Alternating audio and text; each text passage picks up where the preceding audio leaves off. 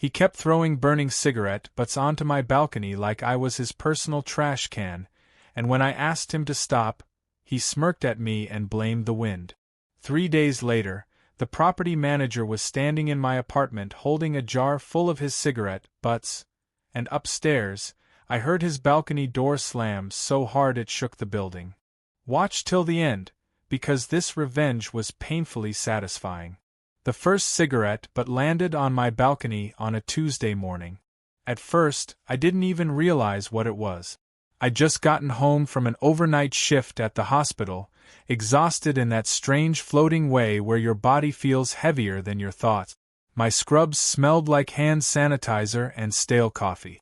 My eyes burned from staring at fluorescent lights for 12 straight hours. All I wanted was silence. That tiny balcony outside my apartment was the only reason I'd rented the place in the first place. The apartment itself wasn't much.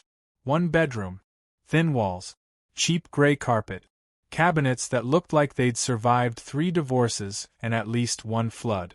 But the balcony? That was mine. 2nd floor.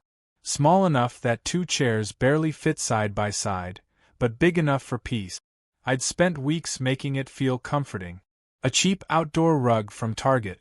A string of warm lights along the railing. 2 fake plants because real ones always died under my schedule. At night, after shifts, I'd sit out there with tea and just breathe. So when I stepped outside that Tuesday morning and saw a cigarette butt lying near the corner of my rug, I mostly just stared at it in confusion. I didn't smoke. None of my friends smoked. For a second, I thought maybe it had blown in from somewhere else. I sighed, picked it up with a paper towel, tossed it in the trash, and forgot about it. That should have been the end of it. But it wasn't. The next day there were 2. 1 near the railing. 1 crushed against the wall beside my chair. I looked up instinctively.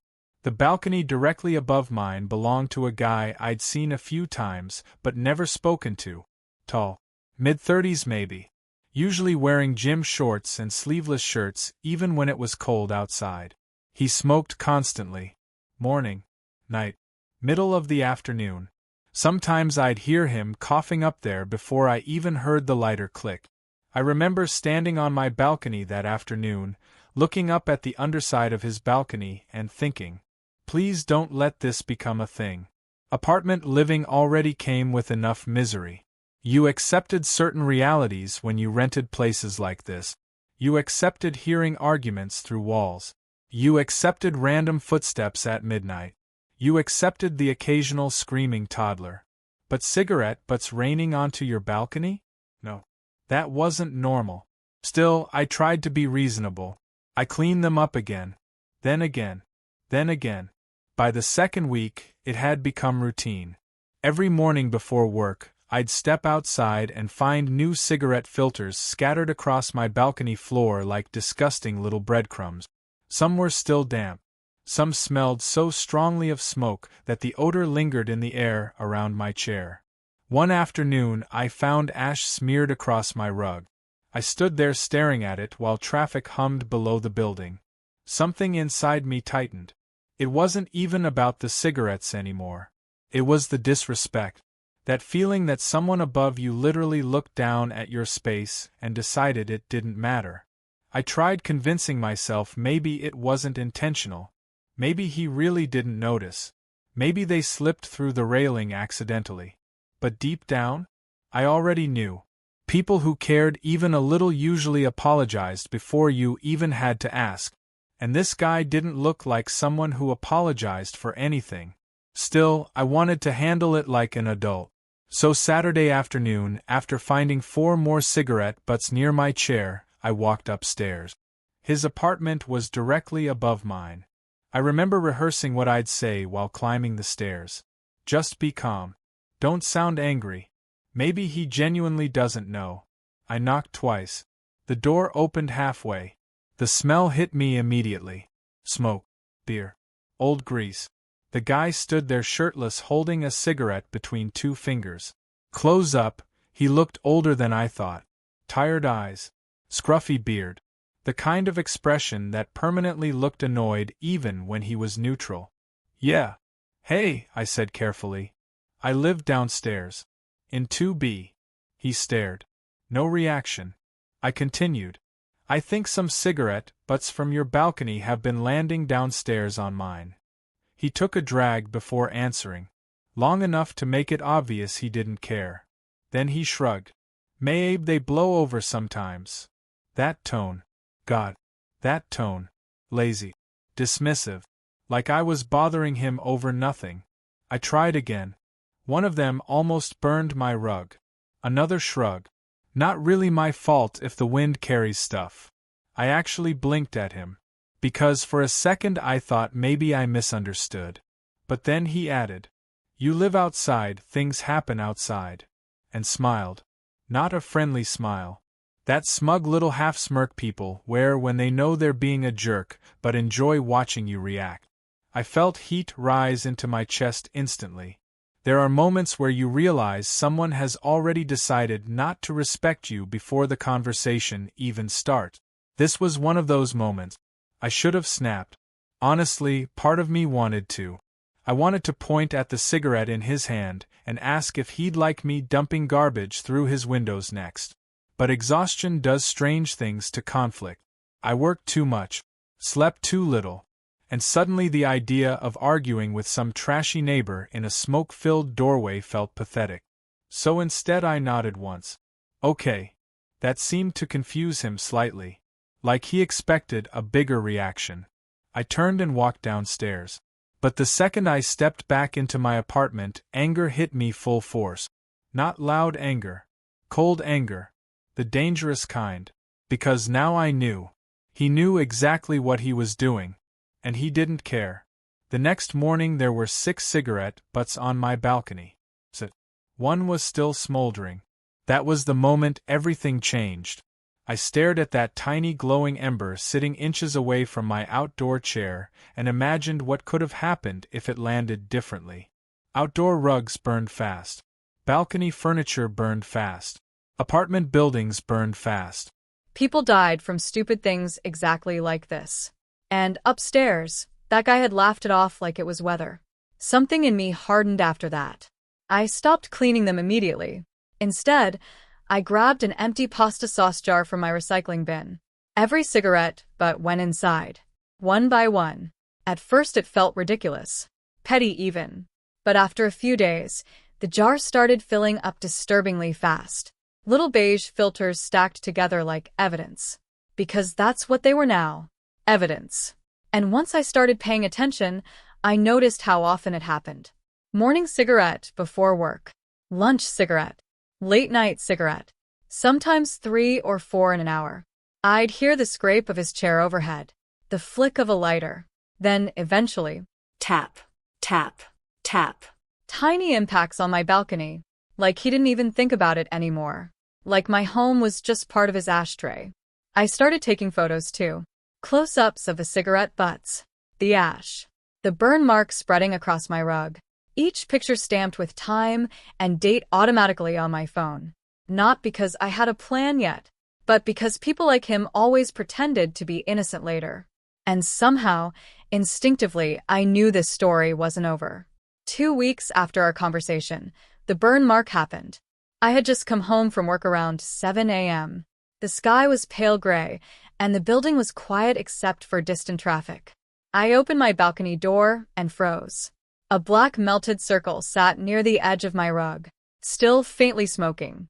I crouched immediately. The fibers had fused together. 1 more minute, and the whole thing might have ignited. I looked up so fast my neck hurt. His balcony door was cracked open. Music playing inside. I remember just kneeling there on my balcony floor, staring at that burn mark while my pulse pounded in my ears. Not because of the rug. Because suddenly, it didn't feel annoying anymore. It felt dangerous. And what made it worse was knowing he wouldn't care unless consequences forced him to. That realization changed everything. Because once you understand someone only respects punishment, you stop wasting energy asking for respect. 3 days later, the apartment complex sent out an email. Subject: Mandatory balcony inspections, fire safety compliance. I nearly laughed reading it. Apparently another tenant had complained about fire hazards somewhere in the building, so management would be inspecting all balconies Friday morning. I sat there at my kitchen counter rereading the email twice, then slowly looked toward my balcony, toward the jar. By now it was almost full. Dozens of cigarette butts, ash floating at the bottom like dirty snow. And suddenly, an idea formed. Simple, quiet, perfect. Friday morning arrived cloudy and humid. I deliberately didn't clean anything. I left the ash where it fell, left the burn mark visible, left the jar right in the center of the patio table. I even opened the balcony blinds wider, so everything was impossible to miss. Then I waited. Around 10 a.m., there was a knock at my door. The property manager stood outside, holding a clipboard. Her name was Denise. Mid-50s maybe. Usually overly cheerful in emails in a way that felt fake but harmless. "Morning," she said. "Just doing balcony inspections." "No problem," I replied. The second she stepped outside onto the balcony, she paused. Her eyes landed on the jar immediately. Then the rug. Then the ash. "What is this?" I picked up the jar calmly. "My upstairs neighbor's cigarette butts." Her eyebrows shot up. "All of these?" "I started saving them after he told me it wasn't his problem." She stared into the jar for a full second. Honestly, even I had to admit it looked horrifying now. Dozens and dozens of cigarette filters packed together. Proof of weeks of disrespect. Then I showed her the burn mark. Then the photos on my phone. Photo after photo after photo. Her expression changed completely. Professional politeness disappeared. Now she looked angry. "Has this been ongoing?" "For weeks." "And you reported this already?" I spoke to him directly. "What did he say?" I couldn't help it. I smiled slightly. He said maybe the wind blew them over sometimes. Denise actually blinked slowly, then looked back at the jar, then at me, and quietly said, "Wow. Just wow." The kind of wow adults use when they're trying not to say something much harsher. Then she asked, "Would you mind emailing these photos to management?" "Already did." Her lips twitched. "Good answer." She nodded once and headed toward the door. "I'll handle this." The second she left my apartment, I moved silently toward the balcony door and listened. Footsteps upstairs. A knock. Then muffled voices. At first calm, then sharper, then bang. His balcony door slammed so hard my hanging lights rattled. I leaned back against my kitchen counter, smiling into my coffee cup. Not a huge smile, just enough. Because for the first time since moving in, I knew something had finally landed where it belonged. Consequences. Later that evening, I came home from work and glanced upward automatically. There it was. A little metal ashtray clipped neatly to his balcony railing. I actually laughed out loud. Because suddenly the wind apparently wasn't such a mystery anymore. Turns out he did know exactly where cigarette butts were supposed to go. He just needed a find to help him remember. And the best part? My balcony stayed clean after that. For a while anyway. But revenge stories are funny. Sometimes the revenge itself isn't the end. Sometimes it's only the beginning. Because 2 weeks later, I saw him again. And this time, he wasn't smiling anymore. That was the moment everything changed. He stopped throwing cigarette butts after the fine, but then something even stranger started happening. And the worst part? Every time I looked upstairs, he was already watching me. Part 2. For the first few days after the inspection, everything felt peaceful again. Almost suspiciously peaceful. No cigarette butts. No falling ash. No coughing from the balcony above mine at 3 in the morning. Nothing. It was quiet in a way that made me constantly look upward. Like after weeks of chaos, my brain didn't trust the silence anymore. I remember standing on my balcony Sunday evening watering one of my fake plants out of habit when I noticed him upstairs. Leaning against the railing. Smoking. But this time, every cigarette went directly into that little metal ashtray clipped beside him. Perfectly. Carefully. His movements were exaggerated now. Almost theatrical. Like he wanted me to notice. I looked away immediately. I wasn't interested in continuing whatever weird territorial battle this had become. I'd won. At least that's what I thought. But people like him rarely let humiliation go quietly. Especially public humiliation. And apartment buildings? They're pressure cookers. Thin walls. Shared spaces. Constant proximity. You can avoid someone for days and still feel their presence pressing through the ceiling. That's what started happening. I began hearing him more often. Not smoking. Pacing. Heavy footsteps overhead late at night. Back and forth. Back and forth. Sometimes for hours. At first I figured maybe he was angry about the fine. Maybe he was just naturally loud. But eventually it started feeling intentional. The pacing always seemed to happen right after I got home from work. If I moved into my kitchen, footsteps overhead. If I sat on the couch, pacing. If I tried sleeping after night shift, thump, thump, thump. The ceiling creaked constantly. Sleep deprivation does ugly things to your mind. Especially when you work in healthcare. My shifts were already brutal enough. 12 hours of fluorescent lights, crying patients, understaffed floors, passive-aggressive supervisors, and stale vending machine coffee. Home was supposed to be recovery. Instead, I started dreading coming back. One Wednesday morning around 8 a.m., I finally snapped. I had worked overnight. One emergency after another. A code blue at 3 a.m. An elderly patient screaming for her husband who died 3 years earlier. I was emotionally fried. I got home, showered, collapsed into bed, and 30 minutes later, thump, thump, thump, directly overhead. My eyes opened instantly. I checked the time. 8:47 a.m. The pacing continued. Slow. Heavy. Like someone dragging furniture. I buried my face in the pillow. Please stop. Please. But it kept going. After 20 straight minutes, I finally hit the ceiling once with a broom handle. Silence. For about 5 seconds. Then, thump thump thump thump thump. Faster now. Deliberate. My jaw tightened. I stared upward at the ceiling fan spinning lazily above me. He knew. That was the worst part. He knew exactly what he was doing. And suddenly I understood something ugly. The cigarette butts weren't about laziness. This was about control. About proving he could invade my space whenever he wanted. And now that the balcony thing was gone, he'd found another way. I reported the noise that afternoon. Management responded with one of those generic apartment office replies. We will look into the matter. Nothing changed. If anything, the pacing got worse. Then came the music. Bass-heavy music after midnight. Not loud enough to violate noise ordinances clearly. Just loud enough to ruin sleep. The kind where you can feel vibrations through the walls but can't quite prove it's intentional. One night I stood in my kitchen at 1:30 a.m. holding a microwave dinner while listening to his bass pulse faintly through my ceiling.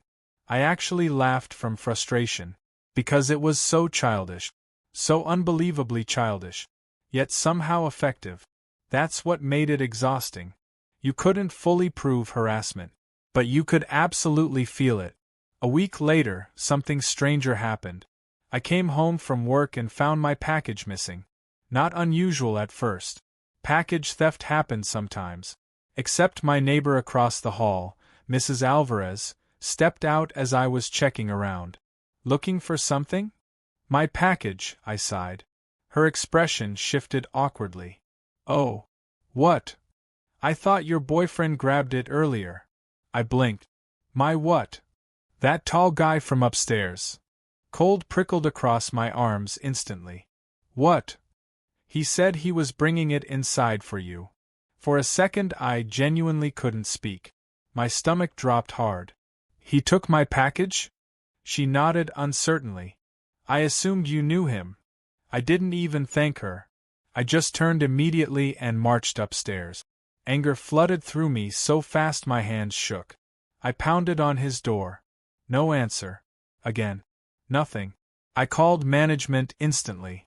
Voicemail. Of course. I texted the emergency tenant line. No response. Then I knocked again harder. Finally the door opened halfway. There he stood. Calm. Annoyingly calm. What? My package. Blank stare. What package? The one you took from downstairs. He leaned against the doorframe. I didn't take your package. Mrs. Alvarez literally watched you. He shrugged. Then maybe she's confused. That smugness again. That same exact smugness from the cigarette conversation. I could feel myself getting dangerously angry. You told her you were my boyfriend. A tiny smile appeared. Did I?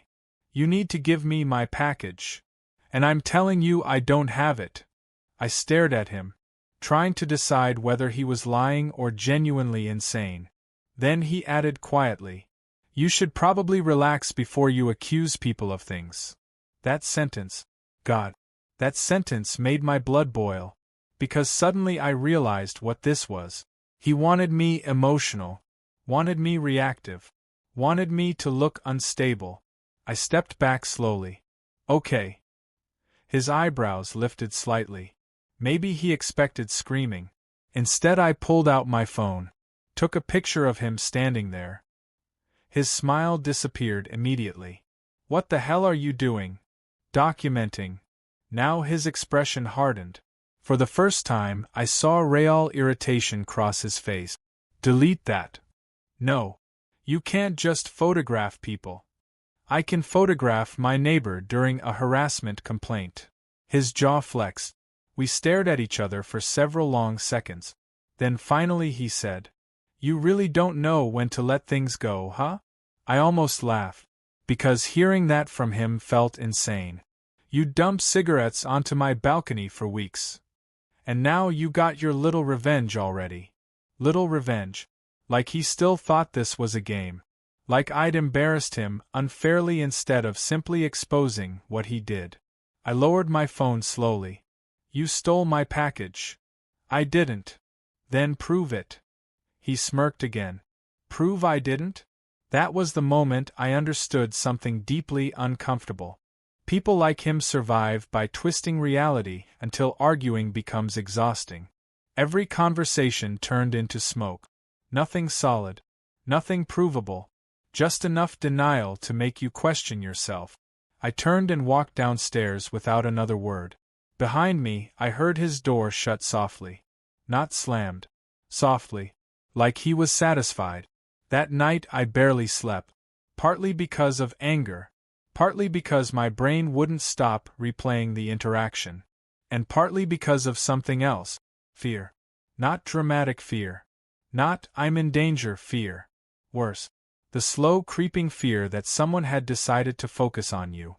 Apartment life becomes terrifying once tension turns personal. Every sound feels loaded. Every hallway encounter feels sharp. You start checking locks twice. Listening harder. Watching shadows under doors. The next morning I got a notification from Amazon. Package delivered. Handed directly to resident. I stared at my phone in disbelief. That idiot had actually accepted my package personally. Using his own name. Which meant there was a delivery photo. And there he was in crystal clear resolution. Standing barefoot outside his apartment holding my package. I actually sat down laughing. Not happy laughter. Disbelieving laughter. Because he'd been so arrogant, he forgot delivery apps recorded everything now. I forwarded the image directly to apartment management. Then attached screenshot. Then wrote a detailed email. No emotional language. No insults. Just facts. Because I'd learned something important already. Calm people get believed. Especially when the other person acts unstable. About an hour later, management finally called me. Denise sounded exhausted before she even started speaking. We spoke with him. And he says he intended to bring the package down later. I nearly dropped the phone. He what? He claims he was trying to help. That's insane. Long pause. Then quietly. Yes, we're aware. That response told me everything. This wasn't his first complaint. Not even close. I rubbed my forehead. So what happens now? Another pause. We're documenting the issue. Documenting. Apartment management language for. Please don't sue us yet. I wanted consequences. Warnings. fines, something. Instead, I got paperwork. But later that evening, things escalated on their own. I came home around 7 p.m. carrying groceries. The hallway smelled faintly like cigarette smoke again. As I unlocked my apartment, I heard footsteps behind me. I turned. It was him, standing at the far end of the hallway holding a grocery bag and staring directly at me. Neither of us spoke. For several uncomfortable seconds, he just stood there watching me struggle with my keys. Then he smiled. Not friendly, not angry, just strange. Like he knew something I didn't. I quickly stepped inside and locked the door. Then immediately felt stupid for reacting. Maybe he'd simply been standing there. Maybe I was becoming paranoid. But deep down, my instincts screamed otherwise. That night around midnight, my phone buzzed. Unknown number. No message. Just a single photo. My balcony. Taken from above. Every muscle in my body locked instantly. I stared at the image. Dark, grainy angle looking downward into my balcony space. No caption. No words. Just the picture. My pulse started hammering. I called the number immediately. Straight to voicemail. I texted, "Who is this?" Scene. No reply. Again. "Stop contacting me." Scene. Nothing. I barely slept at all. Every tiny sound outside made me tense. By morning I felt ridiculous. Maybe it was some prank. Maybe it wasn't him. But then another message arrived around noon. A simple sentence. "Nice rug." My stomach dropped, because the burn mark was visible in the photo. Meaning whoever took it knew exactly what they were referencing. I called the number again. Ignored. Again. Ignored. Again. Straight to voicemail. No reply. No answer. Only silence. That silence messed with me more than insults would've. Because now my imagination filled the gaps. I blocked the number eventually. But the damage was already done. Now every time I stepped onto my balcony, I felt watched. And that feeling changes people. You stop relaxing. Stop breathing normally. Start scanning windows automatically. The worst part? I couldn't prove anything. No direct threat. No name. Nothing concrete. Just enough to make me uncomfortable. And people around me started noticing. At work, my coworker Jenna stopped me during lunch break. "You okay?" "Yeah. You sure?"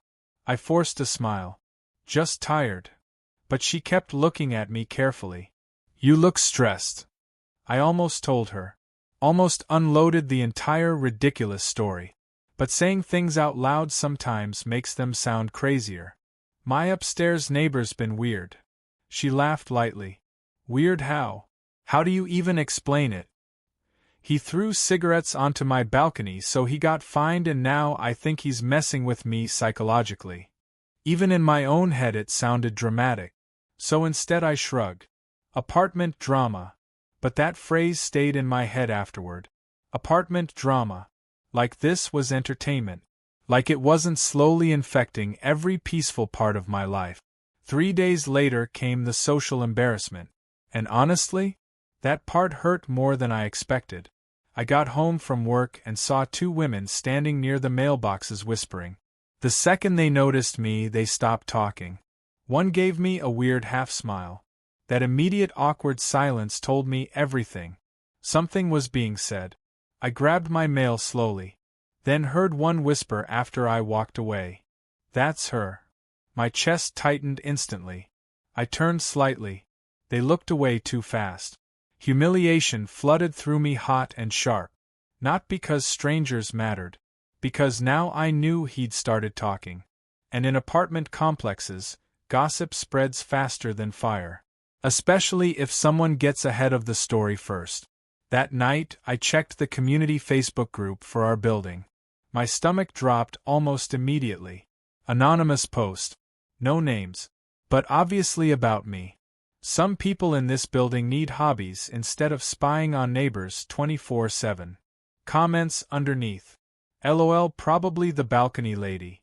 Heard she takes pictures of people. Some tenants are crazy FR. I stared at the screen in disbelief. My face burned. Not because random comments mattered logically, but because humiliation always feels personal when you're already isolated. And suddenly I understood his strategy perfectly. He didn't need to win officially. He just needed to make me look unstable enough that people stopped taking me seriously. That realization terrified me more than the cigarettes ever did. Because reputation matters in shared living spaces. If people start seeing you as the crazy neighbor, everything you say afterward gets filtered through that lens. I stopped posting anything, stopped responding, but the anxiety kept growing. Then came the panic level event. Friday night. Storming outside. Heavy rain hammering the building. I'd finally fallen asleep around 2 a.m. after another brutal shift. Then suddenly, beep, beep, beep, fire alarm. I bolted upright instantly. Heart pounding. The hallway outside exploded with noise. Doors opening. People yelling. Footsteps everywhere. I threw on shoes and rushed outside with everyone else. Rain poured through the parking lot while exhausted tenants gathered under awnings half awake and confused. Someone shouted, "Which apartment is it?" Then smoke rolled visibly from upstairs. My stomach dropped. His apartment. Firefighters arrived fast. People crowded around watching. Phones out. Rain soaking everyone. And there he was standing barefoot under the awning wearing a hoodie and sweatpants while firefighters moved through his apartment. Calm. Way too calm.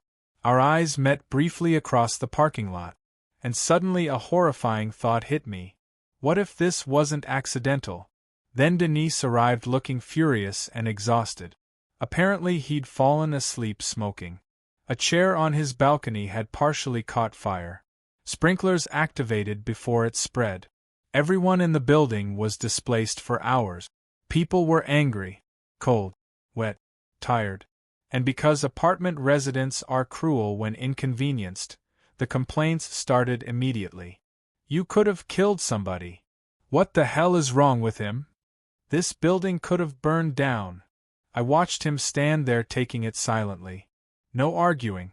No defending himself. Just staring downward while people complained around him. Then suddenly one older man pointed toward me. Wasn't this the same guy with the cigarette complaints? Now multiple people looked at me. Recognition spread visibly. Whispers. Murmurs. And for the first time since this whole nightmare began, the embarrassment shifted away from me. His jaw tightened slightly. Only slightly. But I saw it. That tiny crack in composure. Denise marched over holding paperwork. You're receiving a formal lease violation. Silence.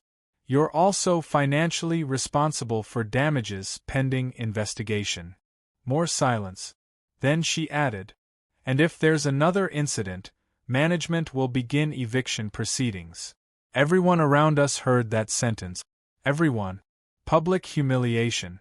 Real humiliation. I expected anger from him then. Explosive anger. Instead, he just nodded once. Calmly. Too calmly. Then looked directly at me. And smiled. Not smug this time. Not mocking. Worse. Patient. That expression chilled me immediately. Because suddenly I understood something terrifying. He didn't react because he already had a plan.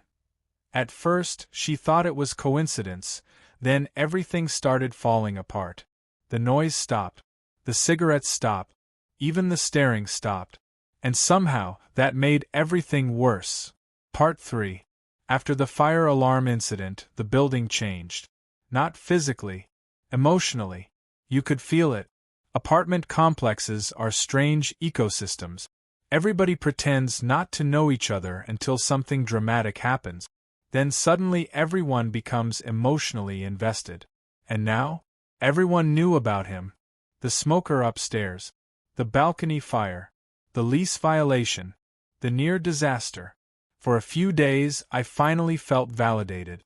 People nodded sympathetically when they saw me near the mailboxes. Mrs. Alvarez stopped me one afternoon and whispered, "You tried warning management." I remember feeling this weird mix of relief and exhaustion hearing that. Because finally, I wasn't the crazy balcony lady anymore. Now there was proof. Real proof. The building almost caught fire. And for the first time since this entire mess began, I slept peacefully. No pacing overhead. No music. No weird text. Nothing. Silence. Complete silence. Honestly, that should have made me happy. Instead, it unsettled me immediately. Because people like him don't suddenly become reasonable overnight. Especially not after public embarrassment. Especially not after getting threatened with eviction in front of half the building. And the strangest part? I barely saw him anymore. No balcony smoking. No hallway encounters. No late-night footsteps. It was like he disappeared inside his apartment completely. At first, I thought maybe management scared him straight. Maybe he realized one more incident could get him kicked out. Maybe he'd finally learned consequences existed. But then weird things started happening. Little things. Tiny things that individually meant nothing. But together, they slowly started poisoning my sense of reality. The first thing was my laundry. I lived in one of those apartment buildings with a shared laundry room downstairs near the parking garage. Cheap machines. Half the dryers never worked properly. Sunday afternoon, I loaded 2 washers before heading back upstairs. 40 minutes later, I came back down with a basket. One washer was fine. The second? Completely stopped mid-cycle. Door unlocked. Clothes soaking wet. And sitting right on top of my scrubs was a cigarette butt. I froze. My stomach tightened instantly. People accidentally left trash everywhere in apartment buildings. But this? This felt deliberate. Especially because it was crushed directly into the fabric. I looked around immediately. Empty laundry room. Buzzing fluorescent lights overhead. Nobody there. I pulled the cigarette butt out slowly using 2 fingers. Same brand he smoked. At least I thought so. But cigarettes all looked identical after a while. I suddenly felt stupid for even thinking about him. Maybe someone else dropped it. Maybe it stuck to someone's shoe. Maybe I was becoming paranoid. That word again. Paranoid. I hated that word now. Because every time I questioned my instincts, I remembered those anonymous texts. The balcony photo. The pacing. The package. Too many coincidences had already happened. Still, I forced myself to let it go. I rewashed the clothes. Went upstairs. Tried not to think about it. Then Tuesday happened. I woke up around noon after another overnight shift and checked my bank account while drinking coffee. My chest tightened instantly. 3 charges I didn't recognize. $94.72. $211.43. $387.09. My exhaustion vanished immediately. What the hell? I stared at the transactions in disbelief. Electronics store. Food delivery app. Gas station purchase. All from overnight. My hands started shaking as I opened the banking app again. More pending charges appeared. Panic surged through me hard and fast. I called the bank instantly. 23 minutes on hold. I remember pacing my apartment barefoot while automated music played through my phone speaker. Every second felt longer. Finally someone answered. The woman sounded half asleep. "Ma'am, it appears your card information was compromised." "How?" "We can't determine that yet." I closed my eyes. "Can you freeze everything?" "Yes, but investigations may take several business days." Several days. I had rent due next week. Utilities. Car payment. Groceries. I suddenly felt physically sick. Working hospital shifts already left me financially stretched thin most month. One unexpected crisis could wreck everything. I sat at my kitchen table staring blankly after hanging up. And then the thought hit me. Him. Immediately. Not because I had evidence. Because my brain now connected every bad thing directly back to him. And honestly, that scared me more than the charges themselves. Because once fear settles into your nervous system, you start building patterns everywhere. I hated that feeling. I hated feeling unstable. But things kept escalating. That same evening, I checked my email and found something even worse. A formal complaint notice from apartment management. Noise violation. I actually laughed out loud reading it. Me? Noise complaint? The email claimed multiple tenants reported repeated loud banging and disruptive behavior from my apartment late at night. I reread the message 3 times, then immediately called Denise. Voicemail. Of course. I left a message explaining there had to be a mistake. No response. I emailed too. Nothing. Hours passed. Still nothing. That silence started eating at me. Because suddenly I realized how vulnerable apartment life really is. If enough people complain about you, management starts building files, documentation, record, even if it's nonsense. And now my brain kept circling the same horrifying thought. What if someone was intentionally setting me up? I barely slept that night. Every creak made me tense. Every sound outside my door made me look up. The next morning, things got worse. I walked downstairs before work and found my car covered in sticky note. Not 1 or 2. Dozens.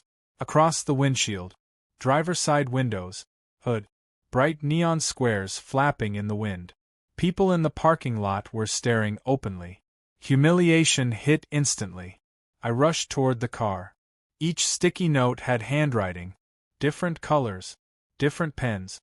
But all variations of the same thing. Stop spying. Weirdo. Get a life. Crazy. My chest tightened so hard it hurt. Someone nearby actually laughed.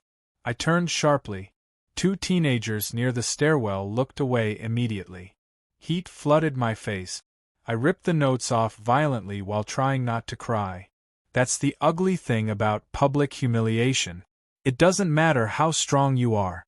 Once strangers start watching, your body reacts anyway. Hands shaking. Face burning. Heart pounding. I kept looking around expecting him to appear somewhere watching this happen. But he didn't. That almost made it worse. Because now it felt invisible. Like I was fighting smoke. At work, Jenna noticed immediately. You okay? I forced a smile. Yeah. You look awful. That sentence almost broke me. Because I did feel awful. Exhausted. Embarrassed. On edge constantly. I finally told her part of the story during break. Not everything. Just enough. The cigarette issue. The fire. The weird tension afterward. Her expression shifted slowly from amusement to concern. That's creepy. I think I'm overthinking it. Are you? I stared at my coffee cup silently. Then admitted quietly. I don't know anymore. And that was the worst part. Not knowing. If someone screams at you directly, at least you understand the threat. But this? This slow psychological pressure? It made me question myself constantly. Later that evening, another anonymous message arrived from a new number. Just one sentence. People are starting to notice. My pulse spiked instantly. I called immediately. Ignored. Again. Ignored. Then. Seen. No reply. That seen notification started haunting me. Whoever it was wanted me anxious. Wanted me waiting. Wanted me imagining. I blocked the number. 10 minutes later, another message came from a different one. You should have minded your business. I actually threw my phone onto the couch. Fear had started mutating into anger now. Hot, exhausted anger. I wanted this over. I wanted my normal life back. I wanted to sit on my balcony without scanning shadows like a lunatic. The next few days spiraled fast. First, someone filed another noise complaint. Then another. Management finally emailed requesting an in-person meeting. That email made my stomach drop immediately. Because now this wasn't random harassment anymore. This was becoming official. Documented. Permanent. I walked into the leasing office Friday afternoon already exhausted. Denise looked uncomfortable the second I sat down. That alone terrified me. People avoid eye contact when they're about to say something bad. We've received several complaints. I know, I said immediately. And they're fake. She sighed. The issue is they're coming from multiple units. I stared at her. What does that mean? It means residents are corroborating the complaints. Corroborating. The word hit like ice water. Because suddenly this situation felt much bigger. Not just him anymore. Now other people were participating. Or believing him. Or both. I work night shifts, I said carefully. I'm asleep half the time they claim I'm making noise. Denise nodded. I understand. But we still have to investigate. Investigate. Again that word. Always investigate. Never solve. I rubbed my forehead slowly. Do you think I'm harassing people? She hesitated too long. That hesitation crushed me. Not because she believed it completely. Because she wasn't sure anymore. And once doubt enters people's minds, perception changes fast. I think tensions between tenants escalated, she said carefully. That careful corporate tone made me feel sick. Like I was becoming a liability instead of a person. I left the office trembling with anger. As I crossed the parking lot, I glanced upward instinctively. And there he was, standing on his balcony, watching. No cigarette, no expression, just staring downward silently. My entire body tightened. For several long seconds neither of us moved. Then slowly, he smiled. Not smug. Not mocking. Satisfied. Like he was watching something unfold exactly as planned. I went upstairs immediately and locked my door. Then checked my phone again. No new messages. But somehow that silence felt intentional too. Like he knew he didn't need them anymore. The building itself was doing the work now. Over the next week, things deteriorated even faster. Neighbors stopped smiling at me. People avoided eye contact in hallways. Conversations hushed when I walked near mailboxes. The social shift became impossible to ignore. And isolation does dangerous things to the human mind. Especially when you already feel unsafe. I started second-guessing every interaction. Did that person actually glare at me? Was that whisper about me? Were people really avoiding me?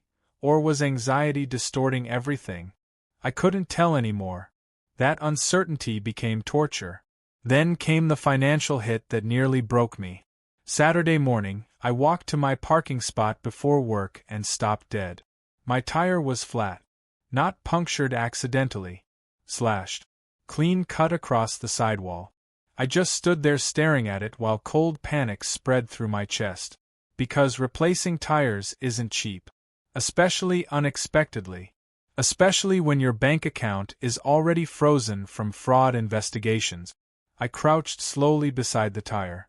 And noticed something tucked under the windshield wiper. A folded note. My hands shook opening it. 3 words. Stay downstairs next time. I actually stopped breathing for a second. The world around me suddenly felt distant. Muffled. My heart pounded so hard I could hear it. This wasn't paranoia anymore. This wasn't coincidence. This was real. I called the police. They arrived 40 minutes later looking bored before they even stepped out of the car. The officer glanced at the tire. Looked at the note. Then shrugged slightly. No cameras. Not in this section. Any suspects? I hesitated. And immediately hated myself for hesitating. Because I knew exactly how this sounded. My upstairs neighbor. Why? Long story. A ridiculous story. One that somehow sounded less believable every time I explained it. I summarized everything anyway. The cigarette. The complaints. The messages. The fire. The social media post. The officer listened politely, but I could already see skepticism forming. Do you have proof he sent the messages? No. Proof he slashed the tire? No. He nodded slowly. We can file a report. That sentence felt hopeless instantly. A report. More paperwork. More documenting. Nothing changing. Before leaving, the officer added. If things escalate further, consider breaking your lease. Breaking my lease. Like I should uproot my entire life because some psycho neighbor decided to target me. The unfairness of that nearly made me cry right there in the parking lot. Instead I paid for a new tire I couldn't afford. Then picked up extra hospital shifts to compensate. which meant even less sleep, less peace, less energy. I started making mistakes at work. Small ones at first. Forgetting chart updates, missing medication timings by minute. Nothing dangerous, but enough that my supervisor pulled me aside. "You seem distracted lately." I apologized immediately, but afterward I sat in my car gripping the steering wheel trying not to fall apart. Because now this situation was bleeding into every area of my life. Home no longer felt safe. Work no longer felt stable. Sleep barely existed. And the worst part? He still hadn't directly done anything provable. That's what made it so psychologically brutal. Everything stayed just ambiguous enough. Then came the final crack. Sunday evening. I returned home exhausted after a 16-hour shift. As I approached my apartment door, I noticed something taped to it. My stomach dropped instantly. Another note. But this time it wasn't handwritten. It was a printed screenshot. From the apartment Facebook group. A comment thread about me. Dozens of comments now. Some people love drama. She acts scared, but she's the problem. Heard she records neighbors. Wouldn't want her living near me. My throat tightened painfully. Somebody had highlighted one specific comment in yellow marker. People like that eventually snap. I stood there frozen in the hallway, reading it over and over. People like that. Snap. My chest suddenly felt too tight to breathe properly. Because now I understood the real goal. Not revenge. Not intimidation. Isolation. Make me look unstable long enough and eventually nobody believes me. And once nobody believes you, you're alone. I slowly looked up toward the ceiling above my apartment. Toward his apartment. Completely silent. No footstep. No music. Nothing. That silence terrified me now more than noise ever had. I unlocked my apartment shakily and stepped inside. Then immediately checked every lock twice. Windows. Balcony door. Bedroom. Bathroom. I even checked the closets. That's how badly my nerves had deteriorated. I sat on my couch afterwards staring at nothing while darkness slowly filled the apartment around me. And for the first time since this nightmare started, I genuinely wondered if I was losing my mind. Then my phone buzzed. Unknown number. One new message. No text. Just a photo. Taken from outside my apartment window. My living room. Me sitting inside. Watching. I dropped the phone instantly. Pure panic exploded through my chest. I rushed toward the blinds and yanked them closed violently. Breathing hard. Heart hammering. Hands numb. Then another message arrived immediately afterward. 3 words. Smile for me. I stumbled backward away from the window. Every survival instinct in my body suddenly screamed at once. And for the first time, real fear replaced anxiety completely. I grabbed my phone again with shaking hands and dialed 911. But even while it rang, one horrifying thought kept repeating in my head. Something is seriously wrong. Then she remembered something and her heart dropped. The fake complaints, the anonymous messages, the photo outside her window. None of it started after the fire. It started the exact moment she embarrassed him in front of the entire building. Part 4. The 911 operator kept asking questions, but my brain could barely process them. "Ma'am? Are you in immediate danger?" I don't know." My voice sounded weak. Small. Completely unlike me. I hated that. "I received a photo," I whispered. "Somebody took a photo through my apartment window. Do you know who sent it?" "Yes." "No." "Maybe." "I think so." That hesitation changed the operator's tone immediately. Careful. Measured. The same tone everyone used once they thought emotions might be affecting your judgment. "Is the individual currently inside your apartment?" "No." "Have they threatened you directly?" I stared at the message again. "Smile for me." "No. Not technically. The operator told me officers would drive through the area when available." "When available." "Not immediately. Not urgently. Because no laws had technically been broken yet." Again. Always that invisible line. Just enough to terrify me. Never enough to force action. I barely slept at all that night. Every tiny sound made my pulse spike. The refrigerator humming startled me. A car door outside made me freeze. At one point around 3 a.m., I genuinely thought I heard footsteps on my balcony. I sat upright in bed holding my breath in complete darkness. Nothing happened. No knock. No movement. Still, I couldn't relax afterward. My nervous system felt permanently stuck in fight or flight now. By morning, exhaustion wrapped around me like wet concrete. I called out of work for the first time in almost a year. Jenna texted immediately.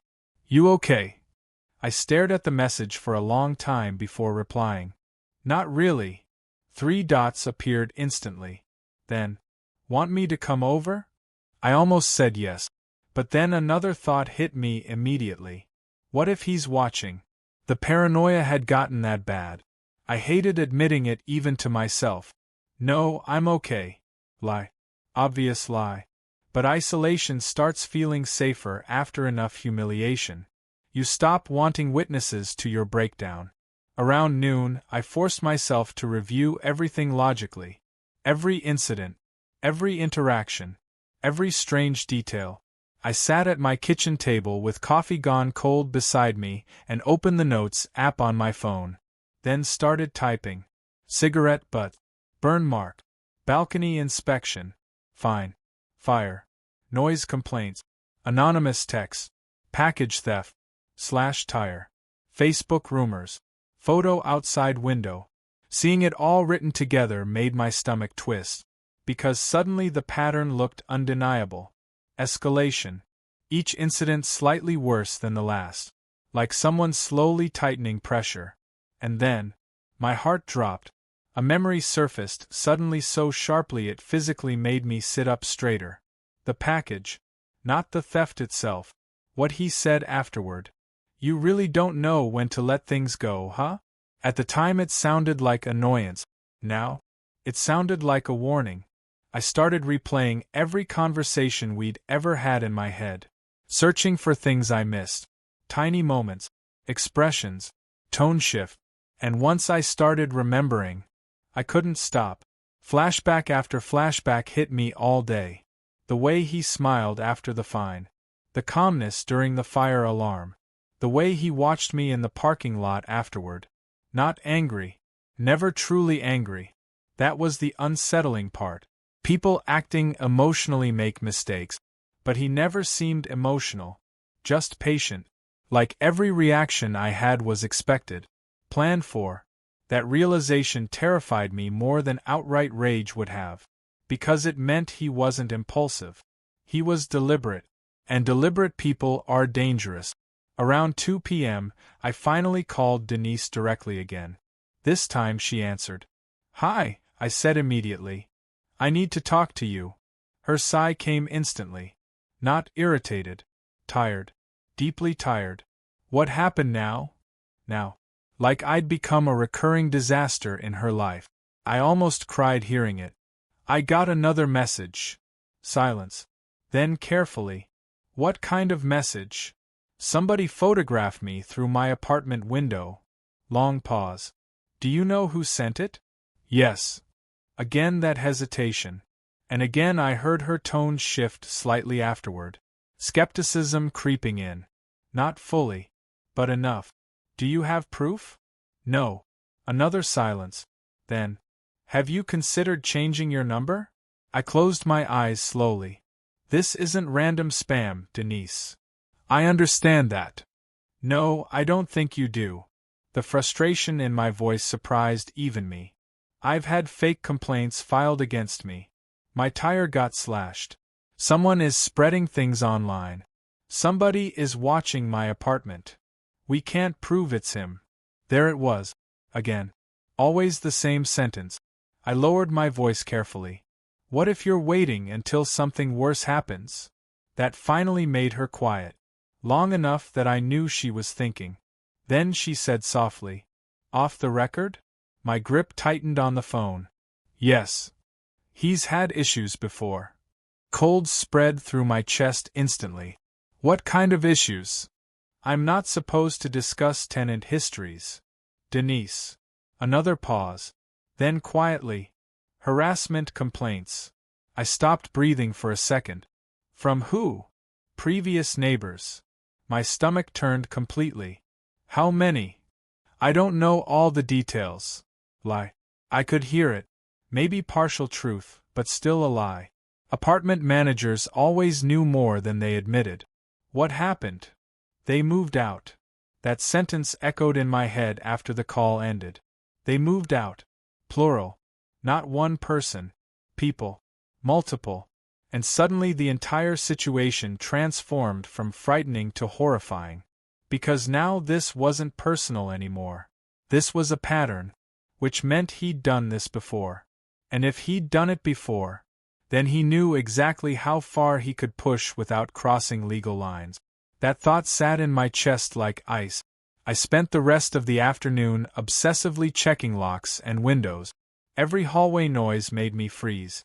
Every vibration from my phone spiked my pulse. By evening I realized something even worse. I had stopped feeling safe inside my own mind. That's what prolonged fear does. It rewires your thinking. Every silence feels suspicious. Every coincidence feels targeted.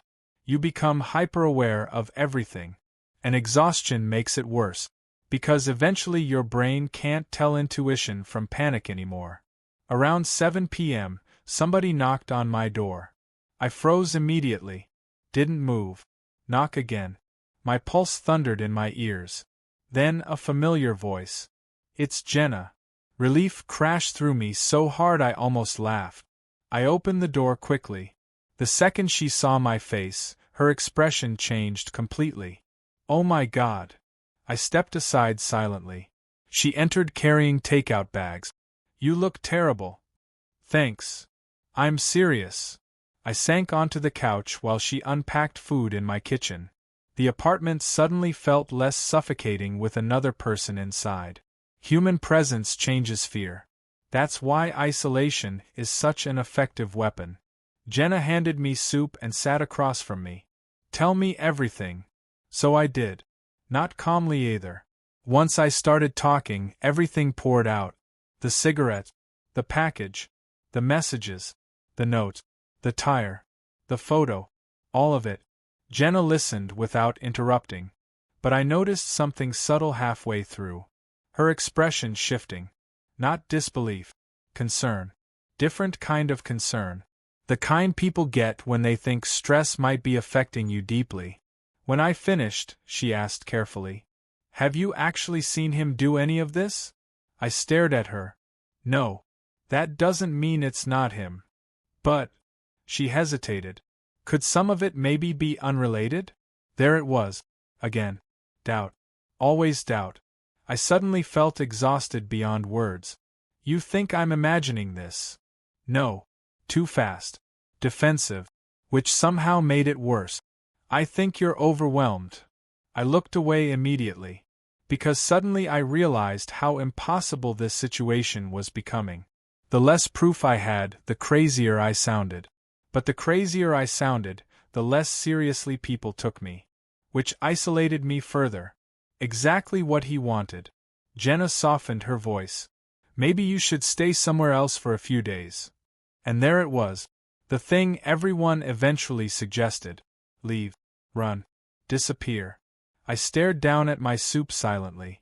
Because part of me wanted to. God, part of me desperately wanted to. But another part refused. Why should I abandon my home because some unstable man upstairs decided to target me? Why should I lose? That stubbornness kept me there longer than it should have. Around 9 p.m., Jenna finally left. Before leaving, she hugged me tighter than usual. Call me if anything happens. I will. You promise? Yeah. But after the door closed, the apartment immediately felt cold again. Empty. Too quiet. I checked the locks again automatically. Then the balcony door. Then the blinds. Then the peephole. My life had become rituals of fear. And the worst part? I still kept questioning myself. Maybe Jenna was right. Maybe stress was connecting unrelated event.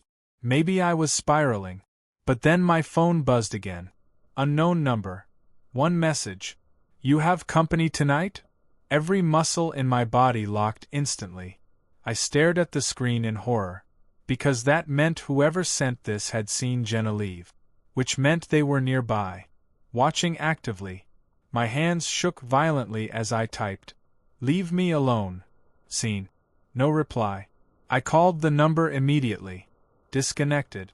I stood in my dark kitchen staring toward the closed blinds while adrenaline surged through my body. Somewhere outside, someone had been watching my apartment. Again. That was real. Undeniably real. No paranoia. No coincidence. Real. I suddenly remembered something else. A tiny detail I'd ignored before. Weeks earlier, during the package argument, I'd photographed him standing in his doorway. His reaction had been immediate. Not anger. Fear. Delete that. At the time, I thought he simply hated being photographed. Now, I wondered if he feared documentation because documentation threatened control. Because people like him survive inside ambiguity. No proof. No certainty. Just intimidation. And suddenly I realized something horrifying. What if he'd chosen me specifically because I lived alone? That thought made my stomach twist hard. I grabbed my laptop immediately and searched his name from the lease directory. At first nothing unusual appeared. Basic social media. Old LinkedIn. Then deeper search result. Forum post. Court records. Tiny fragments. Most unrelated. But one thing caught my eye instantly. A restraining order petition from 3 years earlier. Dismissed eventually. But still filed. I clicked the public record PDF with trembling hand. The woman's statement was partially visible. Harassment. Surveillance. Repeated unwanted contact. Anonymous messages. My blood ran cold. It was the same. The exact same pattern. I leaned back slowly in my chair staring at the screen. Because now every instinct screaming inside me suddenly felt justified. He'd done this before. Maybe not identically. But close enough to terrify me. Then another memory surfaced. During the fire alarm night, while everyone yelled at him outside, he never defended himself, never argued, never exploded, just stood there quietly watching people turn against him. At the time, I thought it was embarrassment. Now I realized something else. He was learning, studying reactions, watching dynamics shift, and maybe choosing me as the person to blame for it all. That realization filled me with sudden, overwhelming regret. Not for reporting the cigarette. Never that. But for underestimating him. I'd treated him like an inconsiderate jerk. Not someone deeply manipulative. And now I wondered how many warning signs I'd missed. The pacing. The smirks. The silence. Even his apartment itself suddenly replayed differently in my memory. The smoke smell. The clutter. The strange calmness in his eyes. There had been something off from the very beginning. I just ignored it because apartment living teaches you to normalize dysfunction. You tell yourself, people are weird, people are rude, people are messy, until weird becomes dangerous. Around midnight, I finally forced myself into bed. Sleep didn't come. Every sound outside tightened my chest instantly. At one point I heard footsteps in the hallway pause near my door. The corporate man beside him jumped in quickly. Mr. Mercer occasionally stays at different company properties for evaluation purposes. Evaluation purposes. I almost laughed from shock. Because this couldn't possibly be real. It sounded insane. Like some fake internet revenge fantasy. Yet there he sat. Perfectly calm. Watching me unravel. I finally found my voice again. So all of this was what? A test. For the first time, something shifted in his eyes. Not guilt. Something colder. Not at first. Silence filled the room. Nobody moved. Nobody interrupted. He folded his hands slowly. When I moved into the building, nobody knew who I was. I stared at him. I prefer it that way. His tone remained maddeningly calm. No special treatment. No fake politeness. No management scrambling every time something goes wrong. Something dark twisted in my stomach. Because suddenly I remembered the cigarettes again. The first butt, then the second, then dozens. My voice came out sharp. You were throwing cigarettes onto my balcony. I was. No denial. No excuses. Nothing. Just direct honesty. And weirdly, that honesty hit harder than defensiveness would have. I blinked at him. You almost started a fire. He nodded once. Yes. You harassed me for months. No. That answer came instantly. Firmly. The first real emotion I'd heard from him all morning. Anger. Controlled anger. I stared. He continued calmly. You reported a legitimate issue. You had every right to.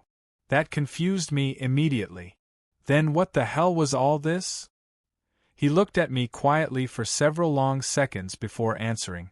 And when he finally spoke, everything changed. The first complaint against me went into the system exactly the way it should have. My chest tightened. The second one did too. He glanced briefly toward Denise. Then things escalated. I looked at Denise sharply. Her face had gone pale. Suddenly I understood something horrifying. This meeting wasn't just about me. Mr. Mercer continued speaking. When the balcony inspection happened, management realized I was the owner. Silence. Cold silence. Denise looked physically sick now. And slowly, piece by piece, the truth started assembling itself in my head. No. No way. I turned toward Denise fully. You knew! Tears instantly formed in her eyes. That answered everything. The room suddenly felt too small. She recognized me during the inspection, he said quietly. Not immediately. But afterward. I remembered that moment perfectly now. The strange look on her face. The sudden shift in energy. Her awkwardness afterward. Oh my God. Mr. Mercer's voice stayed calm. She panicked. Denise finally spoke weakly. I thought she was trying to get leverage over you. I stared at her in disbelief. What? She had photos, complaints, evidence. My mouth opened slightly. You thought I was blackmailing him? Denise started crying quietly. I didn't know what to think. Mr. Mercer interrupted smoothly. So management made a decision. Every nerve in my body tightened. They chose to protect ownership. The corporate people remained completely silent, not defending anyone, not interrupting, which meant this was all true. The noise complaints, the fake reports, the gossip, my isolation, all of it, not him. Management. My breathing became shallow. No. Denise wiped her eyes desperately. We thought if tenants saw conflict with ownership. You tried making me look unstable. The sentence came out hollow, broken, and nobody denied it. That silence destroyed me, because suddenly the entire nightmare rearranged itself in my mind. The Facebook rumors, the ignored calls, the conduct meetings, the pressure, the isolation. It had never been random chaos. It had been coordinated damage control. And the most horrifying part? He didn't stop it. He simply watched. I turned slowly toward him. You knew. His jaw tightened slightly. Yes. Anger surged through me instantly. You let this happen. I observed it happen. That's not better. For the first time, real tension entered his face. You think I don't know that? The room went silent again. He leaned forward slowly. And suddenly the calmness cracked just enough for me to glimpse exhaustion underneath. You embarrassed me publicly, he said quietly. I stared at him. And your management team destroyed my life over it. His eyes locked onto mine. No. That single word landed hard. They exposed themselves. I frowned. He continued. I never instructed anyone to target you. Then why didn't you stop it? Because I wanted to know how far they'd go. My stomach dropped. That was the moment the real truth hit me. This entire time, he had been testing everyone. Not just me. The staff. The management. the system itself. The cigarette issue had become an accidental stress test, and everyone failed, especially him. I shook my head slowly. This is insane. Yes, he agreed quietly. It is. Then came the part that truly shattered me. He reached into a folder beside him and slid several printed documents across the table. Internal emails. My breath caught immediately. I recognized Denise's name instantly. Then another manager. Then another. Email after email. About me. She's escalating. She seems emotionally unstable. Try documenting more complaints. Residents already dislike her. Encourage separation. My vision blurred slightly, because suddenly all the humiliation became real in an entirely different way. People had intentionally built a narrative around me. Deliberately, strategically, not because I was crazy, because they feared consequences. I looked at Denise in disbelief. You destroyed my reputation. She broke down, crying harder. I thought I was protecting my job. That sentence hit like a punch. Because, honestly, I believed her. Fear makes ordinary people do horrible things. Mr. Mercer watched quietly while I processed everything. Then finally he spoke again. The anonymous texts weren't management. Cold shot through my body instantly. What? His expression darkened slightly. We investigated those separately. Every muscle in my body tightened. If it wasn't them, then who? Silence. And suddenly, for the first time all morning, he looked genuinely serious. Someone else in the building became fixated on the situation. My pulse spiked. No. We traced several numbers to prepaid devices. The room suddenly felt freezing cold. The tire slash incident is under active police investigation. I stared at him in horror. So somebody actually was stalking me? Yes. The word barely sounded human leaving his mouth. I sat there completely numb. Because suddenly the fear became real again. Not paranoia. Not manipulation. Real. One nightmare had hidden another underneath it. Mr. Mercer continued carefully.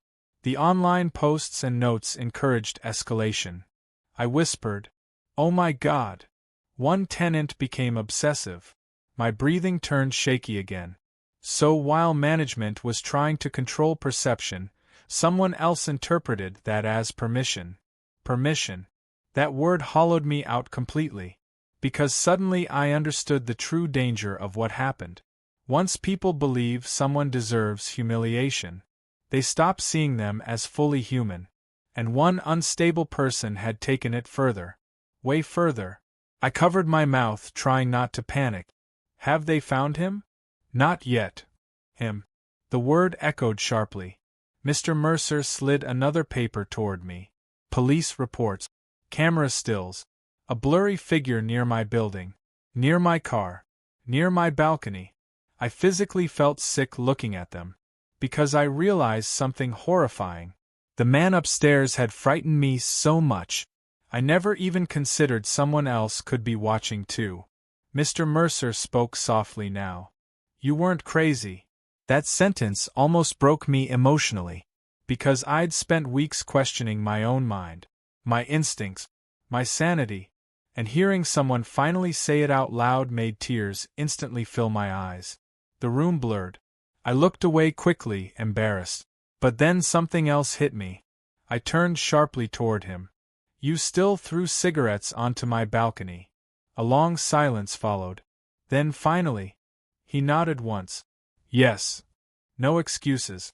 No minimizing. Just truth. And I was wrong. That surprised me. Not because he apologized. Because he actually meant it. You can hear sincerity in certain voices. Especially after weeks of manipulation. I treated shared space carelessly, he continued quietly. And when you confronted me, I responded arrogantly. The memory flashed instantly. Maybe they blow over sometimes. I clenched my jaw. You made me feel invisible. Something flickered across his face then. Real regret. Small. But real. I know. Silence settled heavily between us. The corporate people remained perfectly still, probably terrified to interrupt whatever this had become. Then he said something I never expected. The fire scared me. I looked up sharply, not because of the words, because of how human he suddenly sounded. I realized how reckless I'd been, he admitted quietly. And by then everything had already spiraled. I studied him carefully for the first time without fear distorting everything. And suddenly I noticed how tired he looked too. Not weak, not broken, just exhausted. Like someone carrying consequences he never intended to create. But still, part of me remained angry. Because he could have stopped this sooner. Way sooner. Maybe he saw that in my expression. Because he nodded slightly. You're wondering why I waited? Yes. His eyes held mine steadily. Because I needed proof.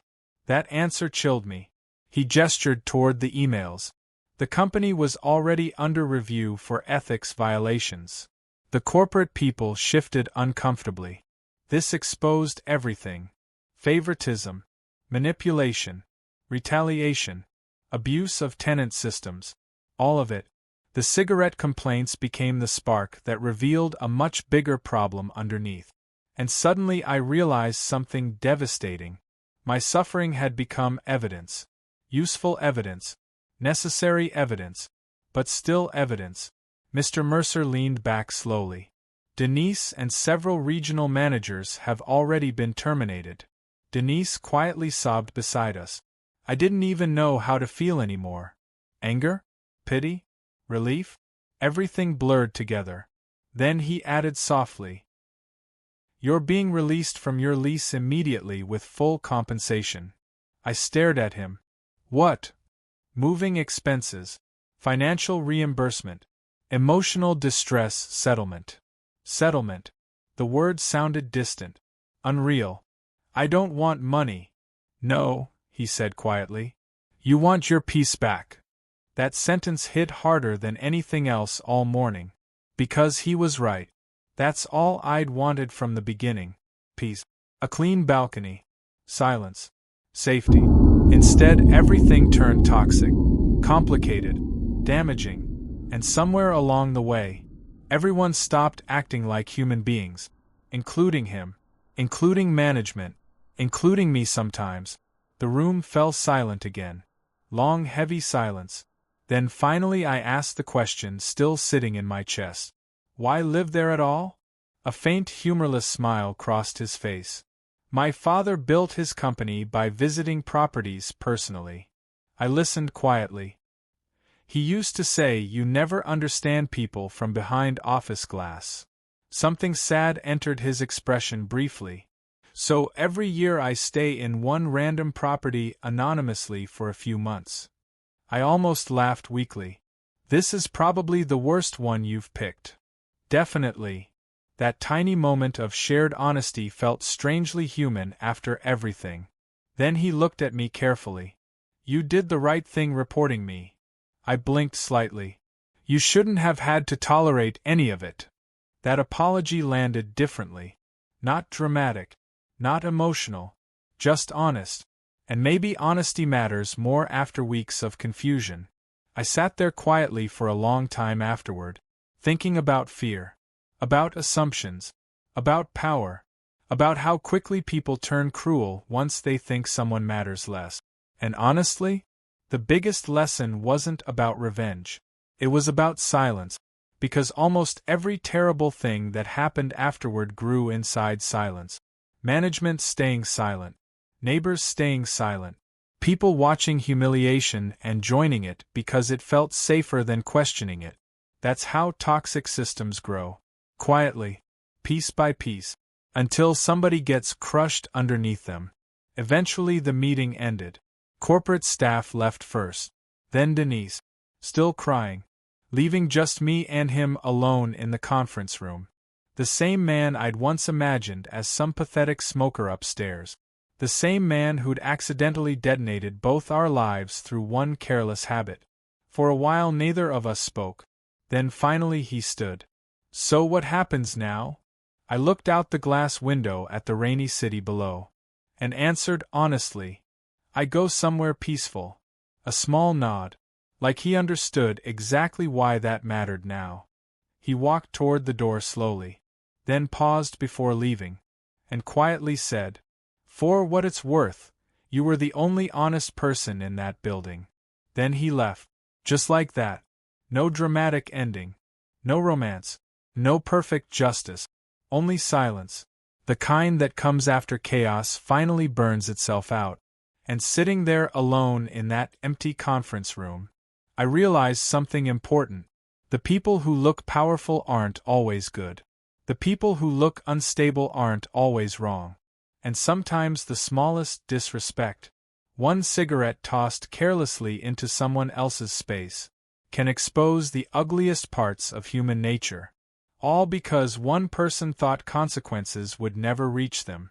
But eventually, they always do. If you enjoyed this story, don't forget to like, comment, and subscribe for more emotional revenge stories with shocking twists.